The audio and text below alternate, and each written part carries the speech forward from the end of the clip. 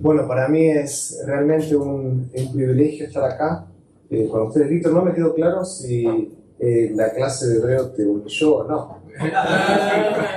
Porque de lo contrario puedo darte más tareas, no tengo problema, lo puedo hacer, así que y tengo hermanos como testigos acá. Pero no, ha sido un privilegio para mí poder estar aquí. Llegué ayer en la tarde y la verdad que hemos pasado un tiempo muy lindo en las conversaciones que tuve ayer por la noche y también en el taller que hubo ayer en la noche también. Fue una bendición ver algunas caras que ya conocía, otras nuevas, y sentir el amor que tienen ustedes, no solo hacia otros hermanos, sino hacia el compromiso con la verdad. Así que si estamos aquí es, creo yo, porque estamos comprometidos con exaltar a Dios a través de la verdad infalible e inerrante de Dios, y eso es lo que vamos a hacer esta mañana. Gracias al pastor Reinaldo, se me fue. Gracias por prestarnos la iglesia, poner tanta gente a disposición, gente que ha estado trabajando para que este evento sucediera, no solo orando, pero también sirviendo largo tiempo, así que quiero agradecerle al pastor Reinaldo. Y no se preocupe si no entran arriba para comer, yo le aviso quiénes son los que se quedan dormidos y quiénes son los que no comen. Ahí está. Bueno, solo quiero saber, ok, 10 y 22. Tengo una hora, ¿no? Sí. Ok, perfecto. Bueno, vamos a hablar acerca de la predicación expositiva y cómo predicar bien la palabra de Dios. Y para eso quería comenzar esta semana, o esta mañana, perdón, con un mensaje que he titulado El pastor y su praxis. El pastor y su práctica. El pastor y su praxis. Como sabemos, vivimos en una era de grandes avances médicos. Vivimos en una era donde gozamos de la medicina, de los avances en el campo de la medicina. Sin embargo, aunque hay grandes avances médicos, los profesionales de la medicina cobran una enorme cantidad de vidas al año.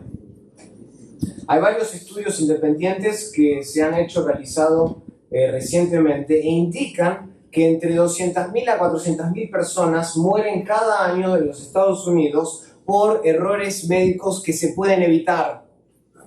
200.000 a 400.000 personas mueren cada año en los Estados Unidos por errores médicos que se cometen y que se pueden evitar. Eso, por supuesto, es sin contar los millones de pacientes que no mueren, pero sufren consecuencias por mala praxis, porque los doctores cometen errores. No sé si lo recuerdan, la muerte de Jessica Santillán en el 2003 sacudió las noticias nacionales porque puso a prueba la confianza en el sistema público de donación de órganos y también conmovió el prestigio mundial de la Universidad de Duke, que tiene también un hospital. Y si no lo recuerdan, déjenme contar la historia. Jessica Santillán era una joven mexicana que le realizaron un trasplante de corazón. No solo un trasplante de corazón, también le realizaron un trasplante de pulmón, una operación en el pulmón, poco después de haberle justamente diagnosticado a ella cardiomopatía restrictiva, que lo que hace es impedir que el corazón suministre suficiente sangre al organismo. Le realizaron el trasplante de corazón junto con otra operación y los órganos fueron rechazados. Los órganos fueron rechazados inmediatamente por el organismo de Jessica Santillán, a quien se le fue escapando la vida hasta que eventualmente quedó en coma sin posibilidad de recuperación. Murió Jessica Santillán y su muerte fue la causa o el resultado de la mala praxis. Los médicos de la Universidad de Duke, una universidad prestigiosa, un hospital de hecho muy prestigioso, cometieron un error. Los médicos nunca comprobaron el tipo de sangre del donante. Los médicos nunca confirmaron el tipo de sangre de los órganos para ver si eran compatibles con los de Jessica. Para empeorar las cosas, el hospital de la Universidad de Duke encubrió el error por 11 días. ¿Por qué? Porque estaba el prestigio de por medio. Y luego hizo pública la búsqueda de otro donante. Y pese al éxito del segundo trasplante, porque le hicieron una segunda operación, consiguieron a alguien con el mismo tipo de sangre, pese al éxito de la segunda operación que tomó lugar en menos de 2 semanas, su salud siguió empeorando y Jessica murió con tan solo 17 años a causa de un error que es totalmente evitable. Hermanos, esto se trata de un procedimiento estándar en el campo de la medicina. Confirmar el tipo de sangre del donante para ver si realmente es compatible con aquel que va a recibir el órgano. Pero en este caso específico, ninguno de los médicos de Duke confirmó la compatibilidad de los órganos. Ahora, ¿cuál es la ironía de todo esto? La ironía de todo esto es que Jessica Santillán junto con su familia habían emigrado a los Estados Unidos desde el poblado de Tamazula, cerca de Guadalajara, México, para intentar acceder a una mejor atención médica. Vinieron aquí buscando una mejor atención médica y terminaron encontrando su propia muerte por un error evitable. Ahora, las consecuencias en el campo de la medicina, como podemos ver con Jessica Santillán, y es solo un ejemplo, pueden ser muy serias cuando el estándar, la expectativa no se cumple. Es difícil explicar por qué mueren tantas personas en los Estados Unidos por errores médicos evitables. Es difícil explicarlo. Sin embargo, yo creo que en su esencia la mala praxis parece estar conectada con la negligencia. En algún momento, los médicos se olvidaron o descuidaron el estándar. Descuidaron el estándar. Pasó con Jessica y sigue pasando con muchos pacientes, como dije, entre 200.000 a 400.000 personas al año en los Estados Unidos solamente. Descuidan el estándar. Son negligentes al procedimiento. Me imagino que ya saben a dónde estoy yendo con todo esto. Lamentablemente, la mala praxis no solo sucede en el campo de la medicina, también sucede en la obra del ministerio. Y muchos ministros se cobran muchas vidas y muchas almas cada año, porque son negligentes al estándar. Son negligentes al estándar. Muchos ministros hoy en día no ponen cuidado o no ponen el cuidado debido en lo que hacen, en gran parte porque ni siquiera saben lo que Dios demanda de ellos. Creo que hay muchos ministros que tienen una expectativa equivocada de lo que el ministerio debe ser. No saben realmente lo que Dios espera de ellos o que demanda de ellos como ministros de la palabra de Dios. ¿Cierto? Y la negligencia hoy en día ha alcanzado niveles como nunca antes visto. En parte, en gran parte, porque los pastores dejaron de cumplir la obligación más fundamental del ministerio que se describe de manera resumida pero clara en 2 de Timoteo capítulo 2 versículo 15. Y ese va a ser el pasaje en el cual vamos a estar ahondando esta mañana. 2 de Timoteo capítulo 2 versículo 15. Quiero que abran sus Biblias conmigo esta mañana, en la segunda epístola entonces de Pablo a Timoteo. Voy a leer el contexto comenzando en el versículo 14 de 2 de Timoteo capítulo 2.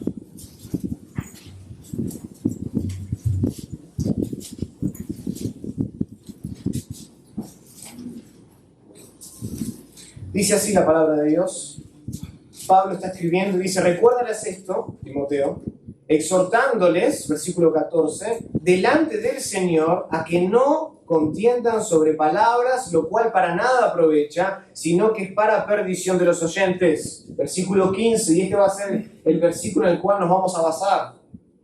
Procura con diligencia presentarte a Dios aprobado, como obrero que no tiene de qué avergonzarse, que usa bien la palabra de verdad. Mas evita profanas y vanas palabrerías, porque conducirán más y más a la impiedad, y su palabra carcomerá como gangrena, de los cuales son Himeneo y Fileto, que se desviaron de la verdad diciendo que la resurrección ya se efectuó y trastornan la fe de algunos. Es decir, cobran vidas, así como lo hacen los médicos al año.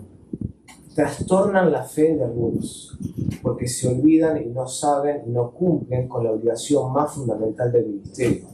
2 de Timoteo 2:15. Así que vamos a orar al Señor para que nos dé su gracia para entender el texto y prepare nuestro corazón. Inclinemos nuestros rostros. Querido Padre, te damos muchísimas, pero muchísimas gracias porque podemos con libertad abrir tu libro y reunirnos un sábado por la mañana con tantas obligaciones ministeriales como las que hay, de poder dejar todo, venir aquí, presentarnos todos juntos delante de ti para estudiar tu verdad y ser ministrados por ella.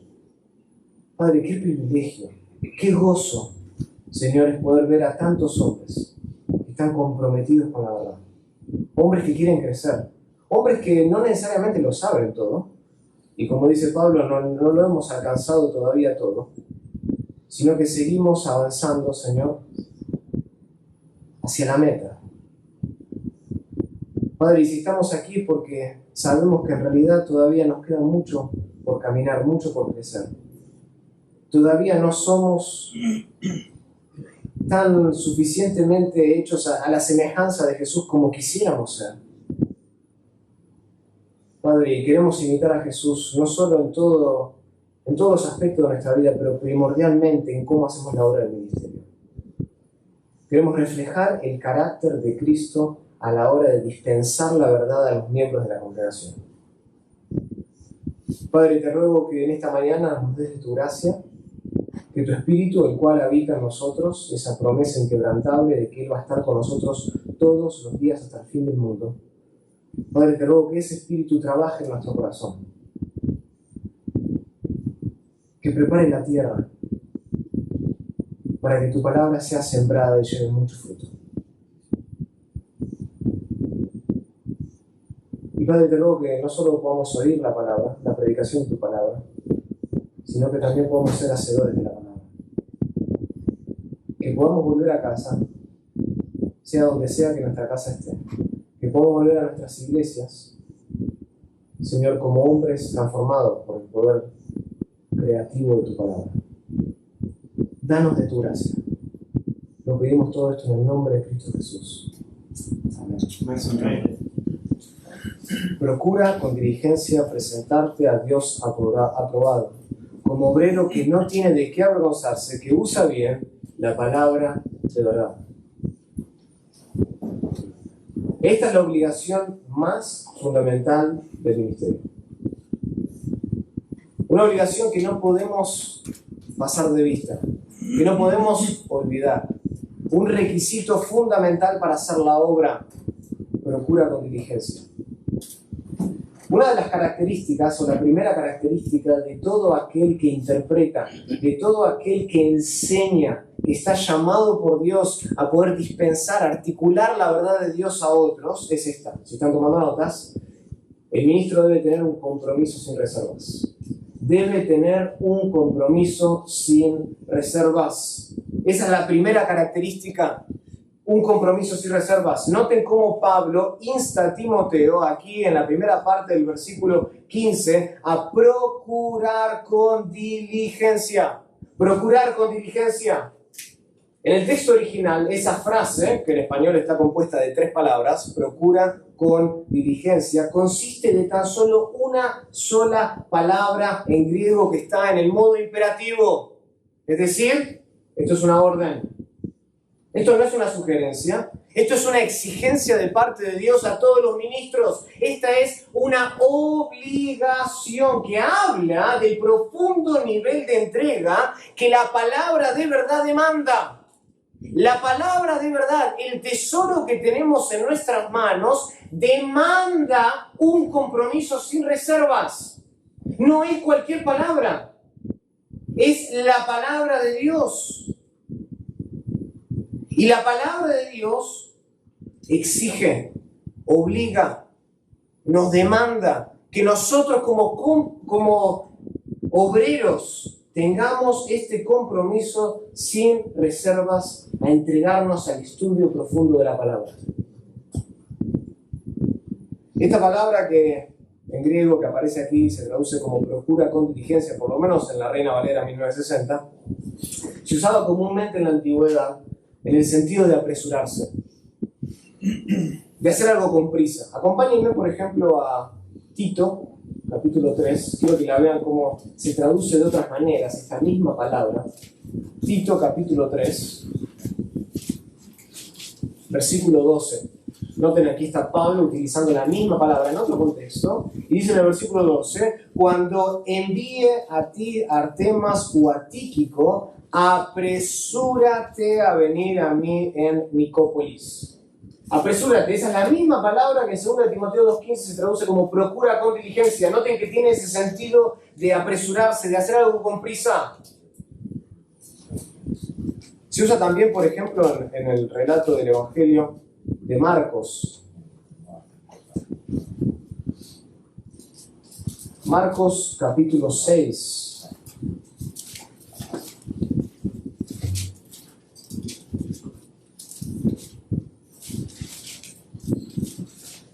En este relato de la muerte de Juan el Bautista, ¿se acuerdan que entra la hija de Herodías, agrada a Herodes? Y dice, todo lo que me pidas, versículo 23, te daré hasta la mitad de mi reino. Saliendo ella, versículo 24 de Marcos capítulo 6, dijo a su madre, ¿qué pediré? Y ella le dijo, la cabeza de Juan el Bautista. Entonces, ella, noten versículo 25, entró prontamente al rey diciendo, y sigue, prontamente, entró apresuradamente, la traduce la Biblia de las Américas. Es un término ahí relacionado justamente con 2 Timoteo 2:15. En Lucas capítulo 1:39 van a ver lo mismo, este sentido de hacer algo con apresuramiento. Ahora, esto es importante entenderlo, porque cuando estudiamos las palabras tienen tienen una gama de significado. ¿Ok? Pero no toda esa gama de significados se aplica en cada contexto. Y justamente eso es importante, porque en este contexto de 2 Timoteo capítulo 2, ese no es el significado que Pablo le está dando a la palabra. Pablo no está diciéndole a Timoteo que tenemos que hacer o interpretar la palabra de Dios de manera apresurada. Eso no es lo que Pablo está diciendo. Que lo hagamos con prisa. No. El énfasis de aquí de esta palabra en 2 Timoteo 2:15, que se traduce bien, procura con diligencia, es justamente hacer algo con un interés asiduo. Denota un acto decisivo de mi voluntad que supone un esfuerzo entusiasta. Voy a hacer todo lo posible. Esa es la idea. Haz todo lo posible. Noten, por ejemplo, así se usa en Gálatas capítulo 2. Gálatas capítulo 2, versículo 10. Pablo otra vez usa la misma palabra y dice, solamente nos pidieron que nos acordásemos de los pobres, lo cual también procuré con diligencia hacer. Ahí está la misma palabra que se traduce en 2 Timoteo 2:15 de la misma manera. Que procuré hacer, que busqué hacer con todo interés. Esa fue mi decisión. Un esfuerzo entusiasta. Primera de Tesalonicenses, capítulo 2, versículo 17.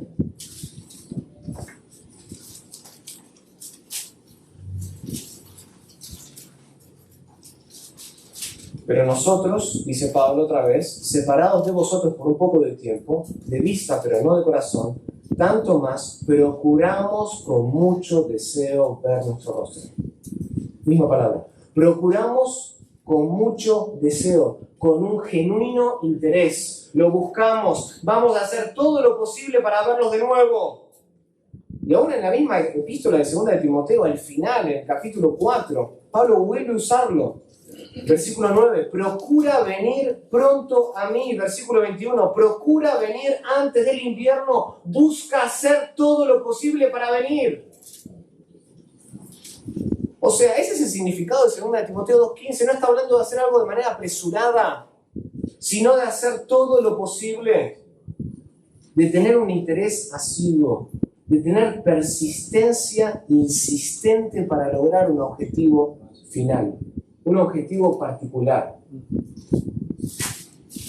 Por esta razón, por ejemplo, si ustedes tienen en sus manos la nueva versión internacional, van a ver que en 2 Timoteo 2:15 se traduce ahí, no como procura con diligencia, sino como esfuérzate, esfuérzate, haz todo lo posible. Pablo le estaba diciendo a Timoteo que él debía comprometerse con el más alto nivel de entrega y excelencia con la palabra de verdad. El más alto nivel de entrega. ¿Por qué? Porque la palabra de verdad requiere nada menos que lo mejor de todos nosotros. ¿No es así? Hermanos, a los ojos de Dios ninguna otra cosa es aceptable que nosotros nos entreguemos al más alto nivel de excelencia. Nada más es aceptable que eso. Demanda todo y lo mejor de cada uno de nosotros. Eso es lo que quiero decir con un compromiso sin reservas. Esa es la característica fundamental del ministro, que se entrega sin reservas al estudio de la palabra de Dios. La palabra de verdad demanda eso.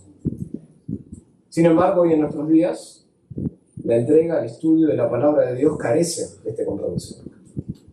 Si hay algo que caracteriza a los ministros hoy, es que no quieren estudiar. Porque el ministro se ha convertido en un entretenedor. Y esto en gran parte creo que se debe porque hay una fuerte dosis de anti-intelectualismo en nuestros círculos, especialmente en el evangelicalismo. Muchos saluden, ¿se acuerdan? 1 Corintios capítulo 8, versículo 1. El conocimiento envanece, pero el amor edifica. La letra mata. El conocimiento envanece, pero el amor edifica. Entonces muchos aluden a esos pasajes y otros para evitar que otros vayan detrás del conocimiento a expensa de su alma. Si tú conoces demasiado, vas a comprometer el amor. No sé cuántas veces he escuchado ese texto sacado de su contexto. Incluso me lo llegaron a citar a mí varias veces como pretexto para impedir que me preparase en la universidad y en el seminario. ¿Hasta cuándo, Lucas? ¿Hasta cuándo vas a seguir estudiando? La gente tiene una necesidad que le prediquen el evangelio. ¿Y tú qué haces entrometido con todos esos libros? ¡Sal ya! ¡Ve! Los obreros son pocos. La mies es mucha. ¡Ve! ¡Deja de estudiar! ¿Qué haces?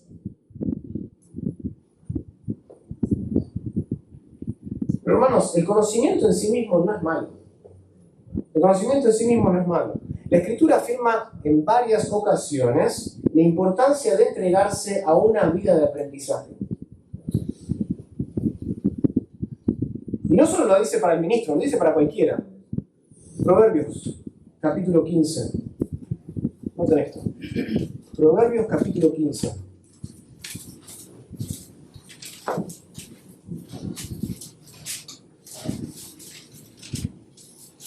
Versículo 14.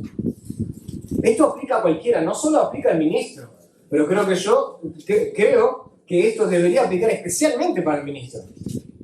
Dice así, versículo 14 de Proverbios capítulo 15, el corazón entendido busca la sabiduría, mas la boca de los necios se alimenta de necedades.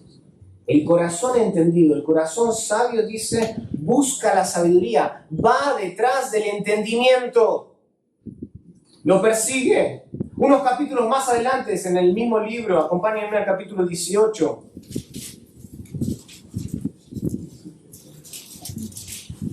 Versículo 15. El corazón del entendido adquiere sabiduría, y el oído de los sabios busca la ciencia. El corazón del entendido adquiere, compra, invierte en la sabiduría. Y sin embargo, hoy lo que tenemos en muchas iglesias es que invierten más en el sonido que en el estudio de la palabra.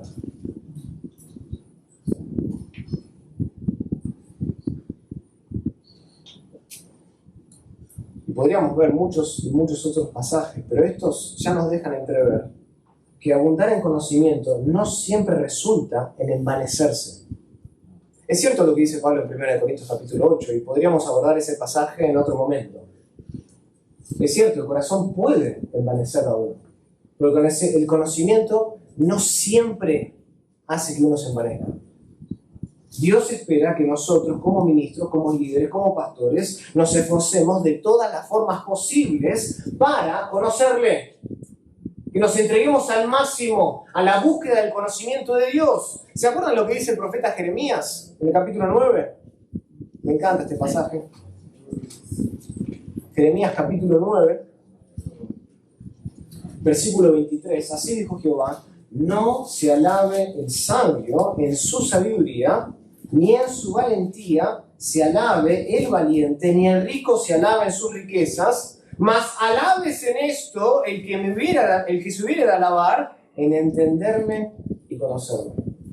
Que yo soy Jehová, que hago misericordia, juicio y justicia en la tierra, porque estas cosas quiero, dice Jehová. Si hay algo en el cual nos podemos alabar, dice el profeta, es en conocer y entender el carácter de Dios. Amén.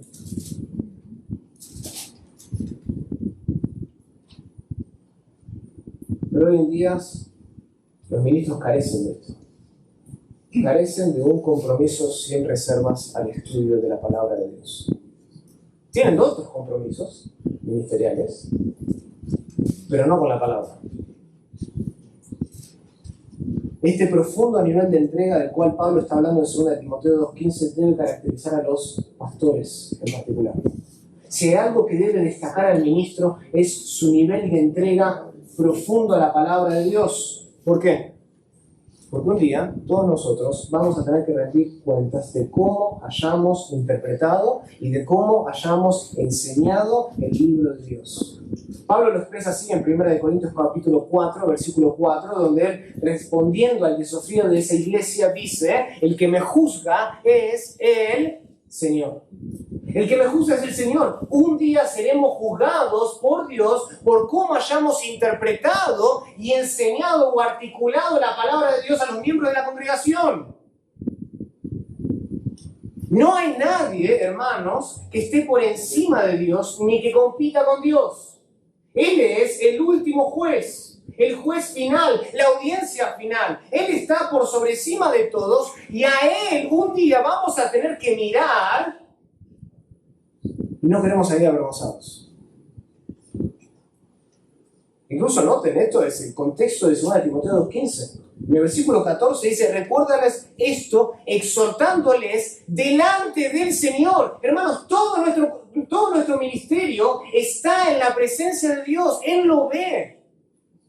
No hay nada que podamos esconder de los ojos penetrantes de Dios.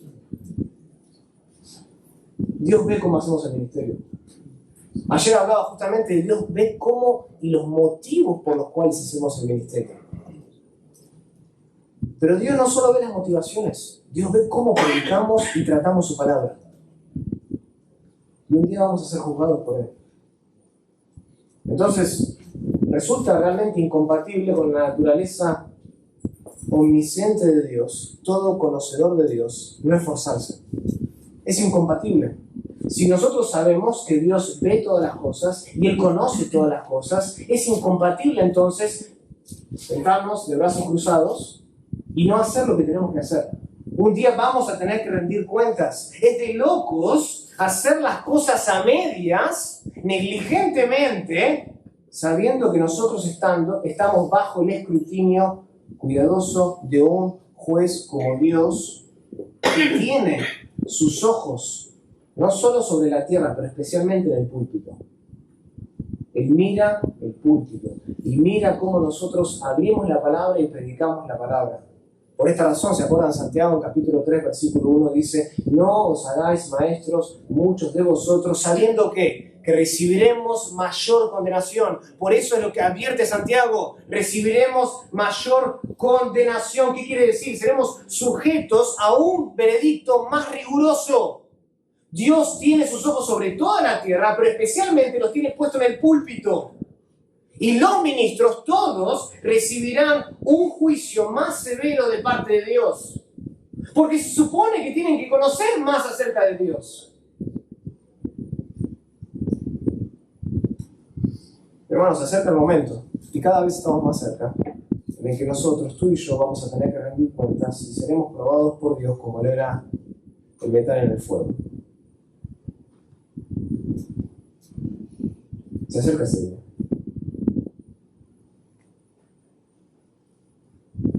Y Dios, con sus ojos penetrantes, Dios el juez que nunca falla, que siempre emite sentencias infalibles, al cual no podemos comprar con oro ni plata. Un día Él va a poner en la balanza y va a ver, y va a probar la obra de nuestro ministerio, cómo predicamos, y el compromiso, el nivel de entrega que tuvimos a la obra. Y lo va a hacer por fuego, como dice 1 Corintios capítulo 3, versículo 3. Y ese día no queremos salir avergonzados de la presencia de Dios. En ese día, como dice 1 Corintios 3, no va a ser un juicio de salvación, porque por la gracia de Dios ya no hay condenación para aquellos que han puesto y depositado su fe en Cristo Jesús. Pero 1 Corintios capítulo 3 dice que seremos salvos, pero por fuego. Y ese día tú no quieres salir avergonzado de la presencia de Dios.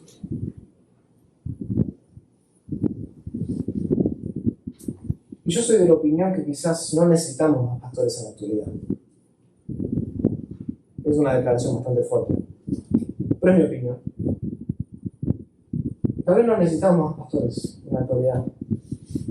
Lo que necesitamos en realidad son menos pastores que estén más entregados a la hora de hacer la obra del Evangelio, del ministerio con diligencia. Con la diligencia que la palabra de verdad demanda. Eso es lo que necesitamos.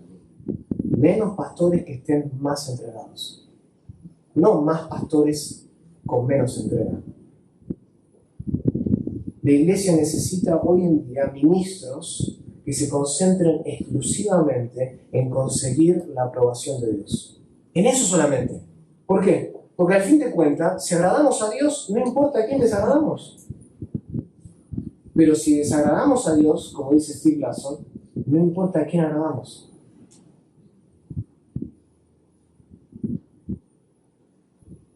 Si nos concentramos en lo que la gente piensa acerca de nosotros, de lo que esa familia va a pensar acerca de este sermón,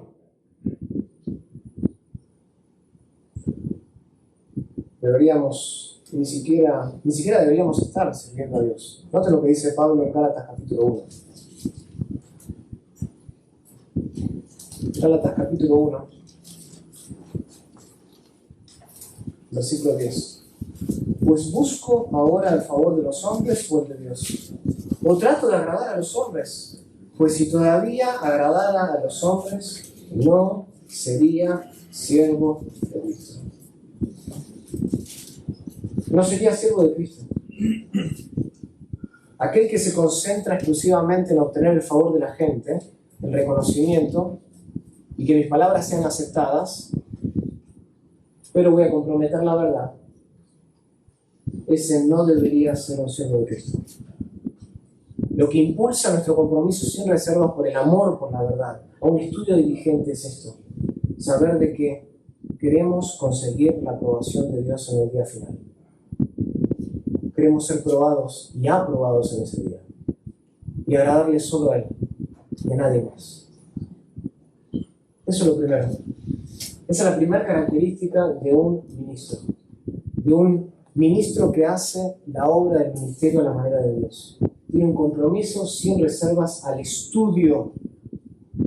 Procura con diligencia presentarte a Dios aprobado. Tiene un compromiso sin reservas con Dios. Pero lo segundo, y para desarrollar este concepto de un compromiso sin reservas, Pablo inmediatamente agrega otra característica en este versículo de 2 Timoteo capítulo 2:15.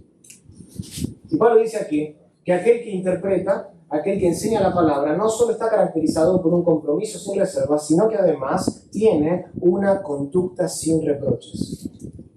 No solo un compromiso sin reservas, sino que además tiene una conducta sin reproches que acompaña a ese compromiso. No son mutuamente excluyentes. Hermanos, no alcanza solamente con entregarse al estudio profundo de la palabra de Dios con un acto decisivo de la voluntad. También dice Pablo en 2 Timoteo 2:15 que hay que ser un obrero en la práctica. Noten, procura con diligencia presentarte a Dios aprobado como obrero. Como obrero. Hay que ser obrero en la práctica. ¿Saben lo que implica esto? Que el conocimiento no viene fácil. El conocimiento no viene fácil. Es necesario realizar el arduo trabajo de la interpretación. Hay que luchar con la palabra, con las escrituras, así como Jacob luchó con el ángel de Jehová hasta que rayó el alba, dice el texto. Y a veces salimos de esos encuentros extensos con la palabra de Dios, ¿no es así? Que duran toda una noche. Y salimos como Jacob salió en ese encuentro, medio que cojeamos. Porque nos hemos quedado toda la noche desvelados tratando de entender el texto. Porque queremos presentarnos delante de Dios aprobados. Y así como Jacob cojeaba de su cadera, nosotros salimos medio desorientados de tanto trabajo. Pero ¿saben qué, hermanos? No hay nada más dulce que recibir la bendición de Dios en la mañana por no haber desistido nunca. Por haber buscado realmente la aprobación de parte de Dios. Somos bienaventurados, dice el salmista en el Salmo 1, cuando meditamos en la ley de Jehová literalmente de día y de noche. Hay bienaventuranza, hay dicha, hay felicidad en eso.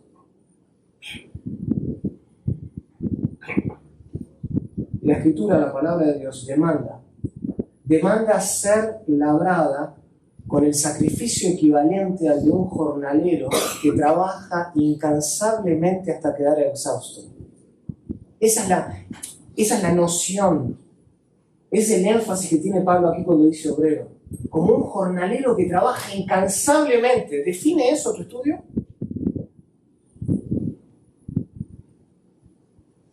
Si pudiese tener acceso a tu tiempo de estudio para interpretar la palabra de Dios, ¿te definirías como un obrero?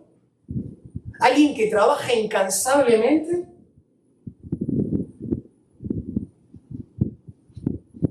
¿O estás como aquel pastor que conocía que preparaba su mensaje en sus 30 minutos el domingo por la mañana, en su viaje en el auto, desde que salía de su casa hasta la iglesia? ¿Trabajas incansablemente en interpretar la palabra de Dios como un jornalero? Esta es la idea que Pablo tiene aquí en mente. Hay que sudar en el estudio de tal manera que conozcamos la verdad de Dios adecuadamente. ¿Saben por qué? Porque ningún pasaje cede su significado al perezoso. Ninguno. Ningún pasaje cede su significado al perezoso. Busca el conocimiento, compra la verdad, invierte en el estudio de la palabra de Dios. Entrégate al más alto nivel de compromiso posible. Y si es necesario, suda y quédate toda la noche despierta. Porque ese domingo por la mañana tú quieres presentarte delante de Dios aprobado. Esa es la responsabilidad, ¿no?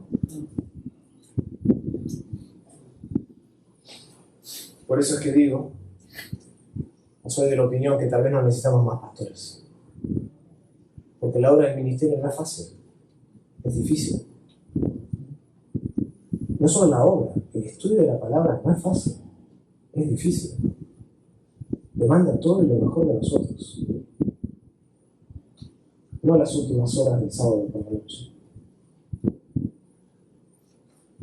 Nuestra responsabilidad entonces como ministros consiste en ser fieles al trabajo. Esa es la idea detrás de obreros, alguien que es fiel. Somos mayordomos de una palabra que en última instancia no es nuestra. ¿Se acuerdan de Juan 17? No voy a hablar mucho de este pasaje porque sé que Víctor va a tocar este pasaje después.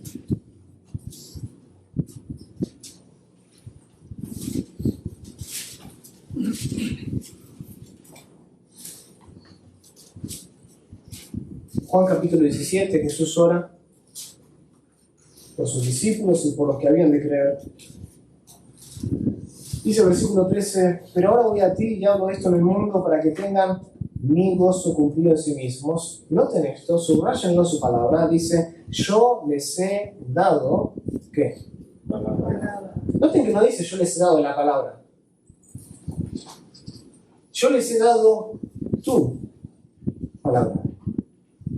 Y el mundo los aborreció porque no son del mundo, como tampoco yo soy del mundo. Versículo 17, santifícalos, no dice en la verdad, dice santifícalos en tu verdad. Tu palabra es esa verdad. Noten el énfasis, hermanos. Somos mayordomos de un tesoro, de una palabra que en última instancia no es nuestra, no es de origen humano, es de origen divino. Y es cierto que nosotros la hemos recibido, esta palabra, por la gracia de Dios. Pero nuestro deber no es tan solo recibirla, sino esforzarnos con esa misma gracia para interpretar, para enseñar todo su contenido tan claramente y sin ambigüedades como sea posible. Eso es lo que quiere hacer el ministro. Y como no es nuestra palabra, no necesitamos añadirle nada a la palabra. No necesitamos disponerla de ninguna otra forma, porque no es nuestra palabra. Y porque no es nuestra palabra, no necesitamos quitarle nada a la palabra. La palabra es de Dios, pertenece a Él, es de origen de Dios, y nosotros somos meros mayordomos. Entonces, ¿nuestra obligación cuál es? Administrarla. Administrarla. El administrador no es dueño. El administrador cuida. Cuida los bienes de otras personas. Nosotros estamos cuidando este tesoro que tenemos en nuestras manos y la queremos administrar con mucho cuidado, con mucha diligencia. ¿Por qué? Porque toda escritura es inspirada por Dios. Toda. No dice solamente la que encontramos con letritas rojas. Las palabras de Jesús es inspirada. No. Dice toda escritura. Toda. Desde las palabras más grandes hasta las pequeñas palabras, desde las doctrinas favoritas nuestras a las que no nos gustan tanto. Toda escritura es inspirada por Dios. Sí, incluso el libro de Eclesiastés, Números, Crónicas, toda la palabra es inspirada por Dios. De modo que no hay una mejor metáfora en realidad para describir lo que hace el ministro que un obrero. Un administrador, alguien que se entrega con fidelidad al estudio diligente de la palabra de verdad. Y a Pablo le encanta esta metáfora, no es la primera y última vez que la usa. De hecho, él la usa generalmente con la obra del ministerio porque él considera que en esencia la actividad del ministro es una obra. Él la considera de esa manera, no es solamente un servicio, es una obra. ¿Noten esto? Él la utiliza aquí, dice, como obrero que no tiene de qué avergonzarse. Acompáñenme a 1 de Tesalonicenses.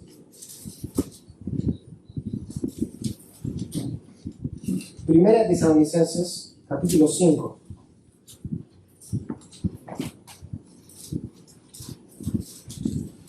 Versículo 12. Os rogamos, hermanos, que reconozcáis a los que trabajan entre vosotros y os presiden en el Señor y os amonestáis y que tengáis en mucha estima y amor por causa de su obra. Reconozcáis a los que trabajan, a los que nos amonestan, que tengáis por mucha estima por causa de su obra. Si hay algo que define al ministro es que es un obrero. Alguien que se entrega con fidelidad al estudio profundo de la palabra de Dios. De hecho, Pablo utiliza 4 veces en todo el Nuevo Testamento esta idea del ministro como un obrero. En 2 Timoteo 2.15, la utiliza ahí en 1 Tesalonicenses capítulo 5, también la usa. 1 Timoteo capítulo 5.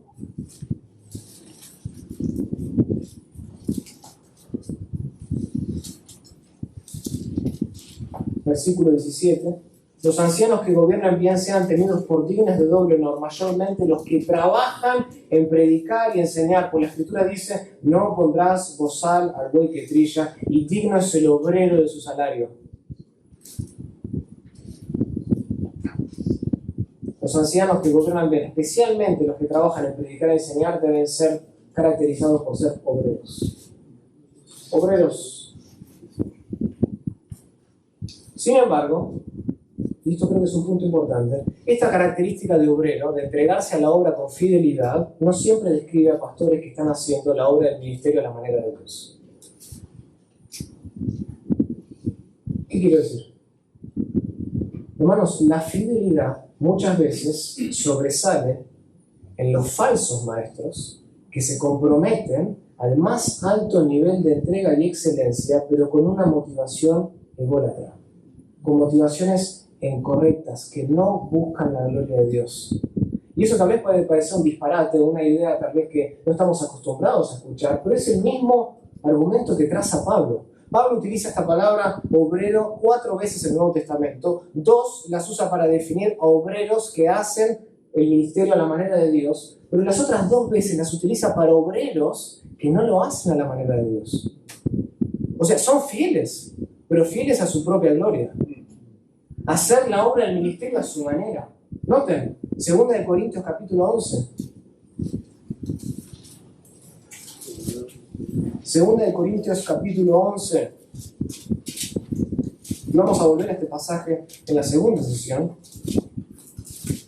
Versículo 12 de 2 de Corintios. Mas lo que hago y lo haré aún para quitar la ocasión a aquellos que la desean, a fin de que en aquello que se glorían sean hallados semejantes a nosotros. Pero estos son falsos apóstoles que obreros fraudulentos. Es la misma palabra que él utiliza en 2 Timoteo 2:15 y en 1 Timoteo 5. Es decir, que hay gente que se involucra en la obra, que son fieles, pero son obreros fraudulentos, que se disfrazan como apóstoles de Cristo. Filipenses capítulo 3 es el otro lugar donde Pablo utiliza esta palabra de obreros en referencia a líderes de la iglesia. Filipenses capítulo 3 versículo 1. Por lo demás, hermanos, gozaos en el Señor. A mí no me es molesto el escribir las mismas cosas, y para vosotros es seguro. Guardaos de los perros. ¿Guardaos de qué? De los malos obreros. O sea, en la iglesia existen obreros fraudulentos y malos. Existe gente que se entrega a servir, que se entrega a hacer la obra del ministerio, pero con motivaciones incorrectas, que son fieles, pero que no tienen una conducta que lo acompañe, una conducta irreprochable.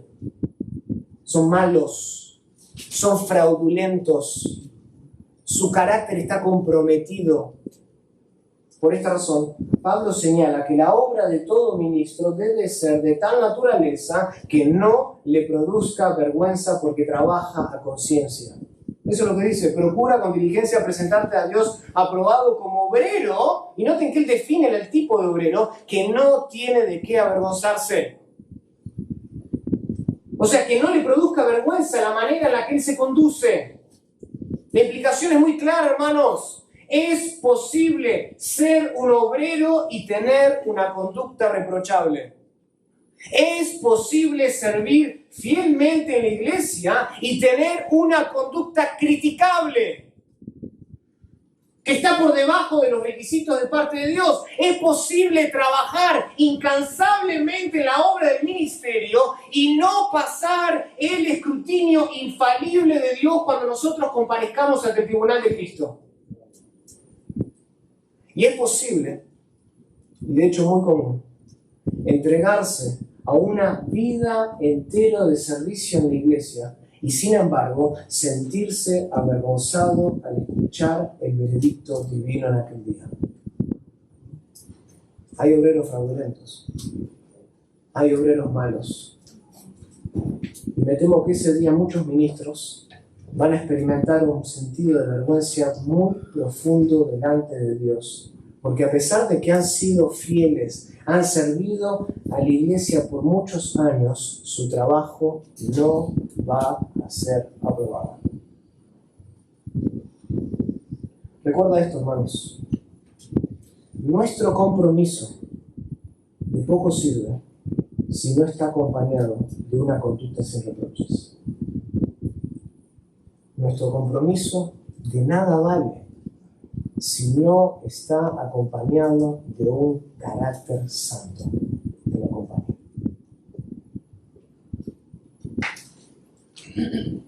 ¿Se acuerdan en Mateo capítulo 25, en la parábola de los talentos?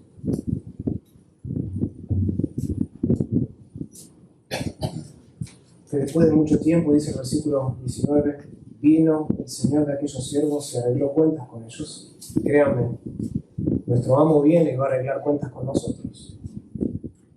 Y llegando el que había recibido 5 talentos, trajo otros 5 talentos, diciendo, Señor, 5 talentos me entregaste, aquí tienes. He ganado otros 5 talentos. Me he comprometido, me he entregado sin reservas, lo he invertido. Y noten lo que le contesta el Señor. Y su Señor le dijo, bien, ¿qué? Buen siervo y fiel. Noten que el Señor no le dice, bien, siervo y fiel. No le dice solamente que es un siervo y que es fiel, algo que define el nivel de entrega, de compromiso, sino que lo llama ¿qué? Buen siervo y fiel. Aquí vemos claramente que no alcanza con el compromiso. Es el compromiso más la conducta. Es el compromiso con la conducta. Ahora, la última característica, la tercera característica de todo aquel que interpreta y enseña la palabra de Dios es la siguiente. Es una convicción sin reparos en usar bien la palabra de verdad. O sea, no solo debe haber un compromiso sin reservas, no solo debe acompañar ese compromiso una conducta sin reproches, sino que además tiene que haber una convicción sin reparos. Y por reparos, lo que quiero decir es que tiene que haber una convicción sin objeciones, sin peros en querer usar la palabra de Dios correctamente. Así es como termina el versículo, ¿no? 2 Timoteo 2:15. Procura con diligencia presentarte a Dios aprobado en nuestra audiencia final, como un obrero, como un jornalero que trabaja incansablemente, que no tiene de qué avergonzarse porque tiene una conducta irreprochable, que usa bien la palabra de verdad. Ahora, esa última frase, que usa bien la palabra de verdad, ha sido causa de mucha controversia, por varias razones. En el texto original, ahí cuando dice que usa bien la palabra de verdad, el verbo usar bien es en realidad una sola palabra que está compuesta a partir de la unión de 2 palabras. Nosotros tenemos estas palabras compuestas en español también. Baloncesto, balón, cesto. Abre latas, es una palabra compuesta de 2. Abre latas. Bueno, en griego acá hay una sola palabra para este concepto de usar bien. Y la primera palabra que compone a esa palabra compuesta es derecho o enderezado. Y la segunda es cortar. O sea, que se puede decir que en su sentido más básico, esta palabra significa ¿hacer qué? Hacer un corte derecho. Eso es lo que esta palabra significa en su sentido más básico. Hacer un corte derecho. Sin embargo, el problema yace en que ha habido mucha especulación sobre la metáfora que Pablo está usando aquí. Por ejemplo, déjenme darles algunos casos o algunas. Se ha sugerido que antiguamente este mismo verbo o esta expresión se utilizaba, no sé si lo han escuchado esto, para referirse a un artesano que corta en línea recta. Otros han dicho que esto habla más bien de un granjero que hace un surco derecho, o a un constructor que divide las piedras de modo exacto, o incluso algunos dicen que esto se refiere a un sacerdote que abre un animal siguiendo exactamente las instrucciones dadas de parte de Dios. ¿Cuál es el problema? El problema es que en este contexto el corte no es ninguna, el objeto del corte no es ninguna de estas cosas. Acá no estamos hablando de un artesano, no estamos hablando de un sacerdote, no estamos hablando de que se están cortando piedras ni un animal. ¿Cuál es el objeto aquí? La palabra de verdad. Y para complicar más el asunto, este es el único lugar en todo el Nuevo Testamento donde aparece esta expresión. Por lo tanto, no hay otro pasaje que sirva de comparación, como lo hicimos antes, en el Nuevo Testamento, para ayudarnos a entender el significado de esta palabra. Pero sí aparece en la versión griega del Antiguo Testamento. Se lee en la Septuaginta. Aparece 2 veces en el libro de Proverbios. Proverbios capítulo 3 usa esta palabra.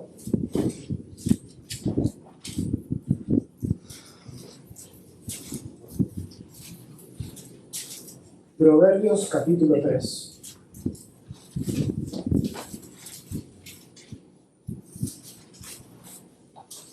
Nota en versículo 6. Reconócelo en todos tus caminos y Él enderecerá tus veredas. Ahí la palabra que se traduce en la Reina Valera como enderezará es la misma palabra en griego que aparece en 2 Timoteo capítulo 3, 2 Timoteo 2:15. Usar bien. Enderezará. Reconócelo en tus caminos y Él los enderezará, básicamente. Proverbios capítulo 11, versículo 5, es el otro lugar donde se usa esta expresión. Dice, versículo 5 de Proverbios 11, la justicia del perfecto enderezará su ¿qué? Su camino. En ambos pasajes de Proverbios, esta palabra conlleva la idea de cortar un ¿qué?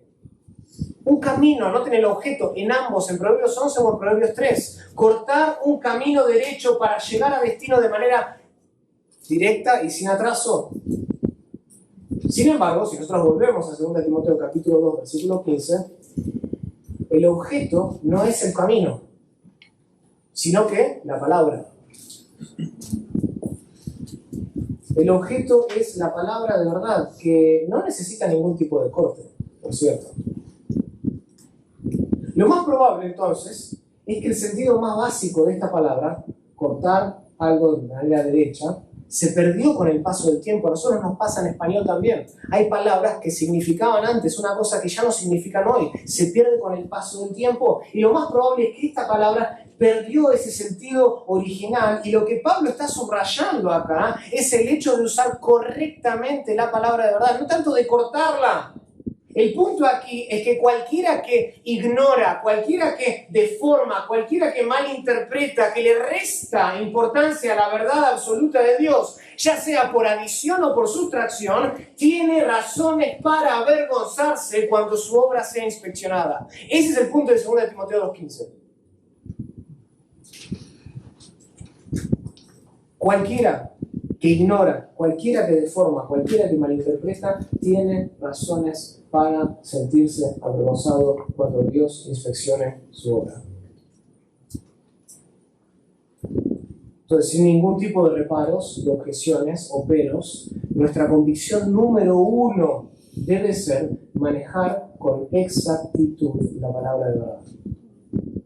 Y la manejamos con exactitud desde su interpretación hasta su enseñanza, hasta su predicación, hasta la proclamación de la palabra. De principio a fin tenemos una convicción, sin reparos, sin objeciones, y es ser buenos mayordomos.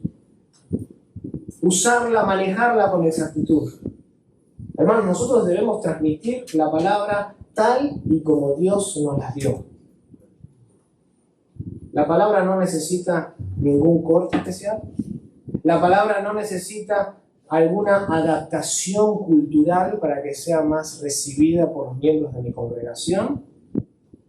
No necesita nada de eso. ¿Saben por qué? Porque Jesús prometió en Juan 10:35 que el significado de la palabra de Dios no puede ser quebrantado. El significado permanece para siempre, porque su autor es divino. Por lo tanto, no necesitamos adaptarla a las cuestiones de hoy. ¿Cómo hacemos para entender esto? Y reinterpretamos la Biblia a los ojos de la justicia social, o a la luz del aborto, o a la luz de la ideología de género. Editamos la palabra. La Biblia no requiere eso, tampoco requiere de alguna actualización de su contenido, porque la palabra de Dios permanece para siempre. Pero lo que la palabra de Dios sí exige es esto, que lo usemos con su intención para que no vuelva vacío. Y es precisamente por esta razón que Dios condena cualquier distorsión o cualquier tergiversación de la palabra. ¿Se acuerdan de 2 de Pedro, capítulo 3, versículo 16?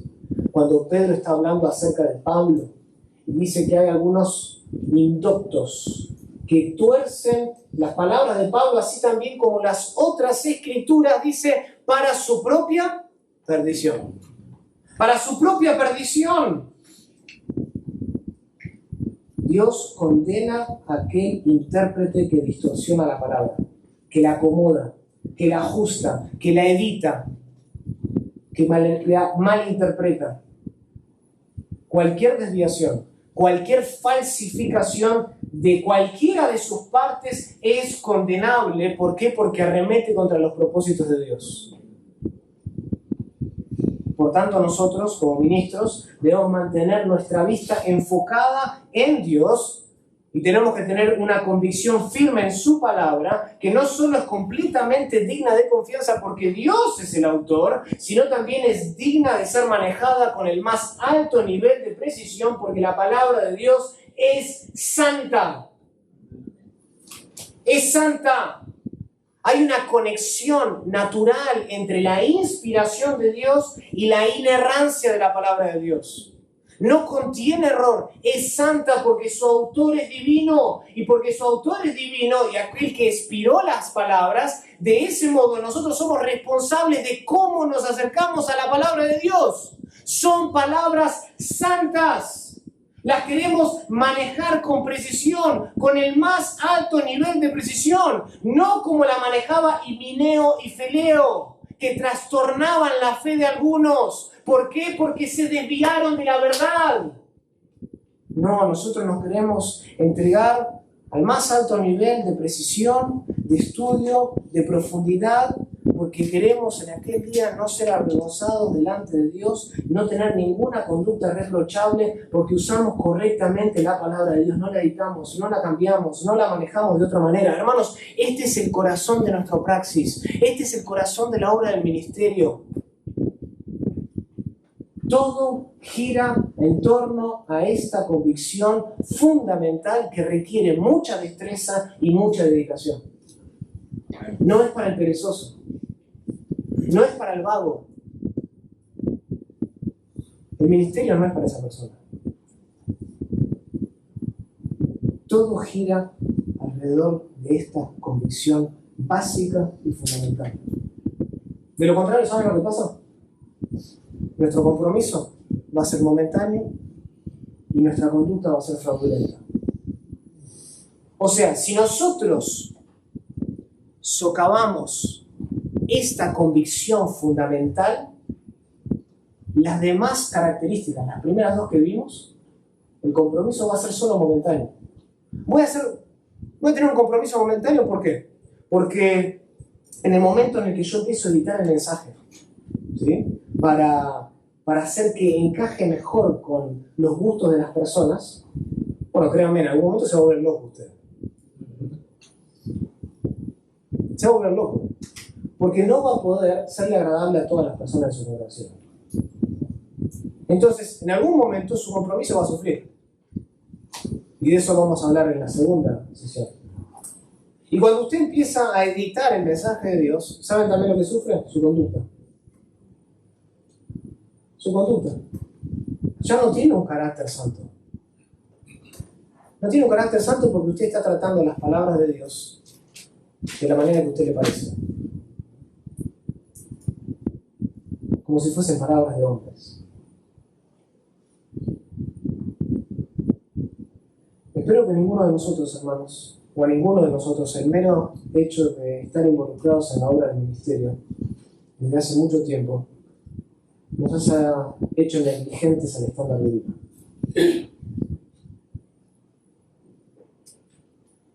Espero que el hecho de que usted tal vez haya estado en el ministerio o haya sido fundador de una iglesia y haya estado comprometido y sirviendo hace 20 años atrás, espero que eso no lo haga negligente a su trabajo. Al como le pasó a los doctores en la Universidad de Duke, que son de una universidad de prestigio, pero se olvidaron de comprobar el tipo de sangre del donante. Y me temo que hay muchos pastores hoy que porque han estado haciendo la obra del ministerio día y noche por tantos años, han descuidado el compromiso más fundamental. Y es tratar con exactitud la palabra de verdad. La mala praxis es más común de lo que pensamos. Y cada día nosotros debemos recordar cuál es nuestra obligación más básica como ministros, a fin de que no nos escabullamos de ese filo de excelencia que Pablo describe de manera resumida en este pasaje. Cada día nosotros debemos recordar cuál es nuestra obligación fundamental.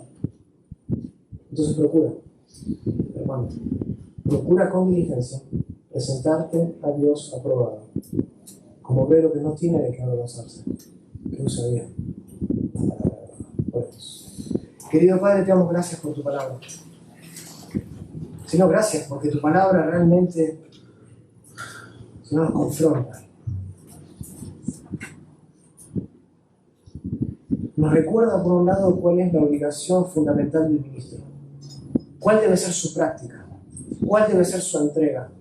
¿Cuál debe ser su objetivo principal? Y al mismo tiempo nos confronta. Porque muchas veces, en la suma de todas las prioridades y responsabilidades que tenemos en el ministerio, somos negligentes a lo más básico. Padre, te ruego si hay alguien aquí, un ministro, un líder, o alguien que incluso aspira a ser pastor,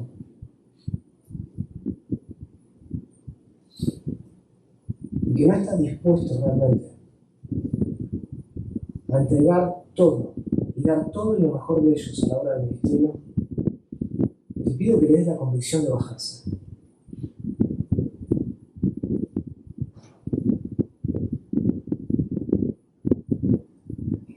La convicción de dejarlo atrás.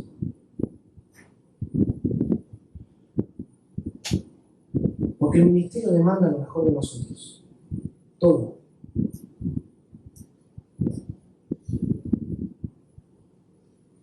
Padre, te ruego que si hay alguien aquí que está haciendo la obra del ministerio y está tan acostumbrado a hacerla a su manera, que incluso ha comprometido su conducta, Padre, te ruego que le des el arrepentimiento necesario para cambiar. Y si hay hombres aquí que están en sus iglesias predicando, pero que han comprometido y ya no están usando bien la palabra de verdad, sino que están acomodando su mensaje para que sea más palpable o que la gente no se ofenda tanto. Padre, te ruego que le traigas convicción a ese corazón inestable, ese corazón que piensa que agradando a la gente va a agradarte a ti. Padre, levanta hombres que estén comprometidos con la verdad y nada más que la verdad. Porque la verdad no necesita ser editada, la verdad no necesita ser cambiada, la verdad no necesita ser manipulada, no necesita ser tergiversada. La verdad solo necesita ser predicada fielmente y obedecida. Levanta ese tipo de hombres aquí hoy, en el nombre de Cristo Jesús.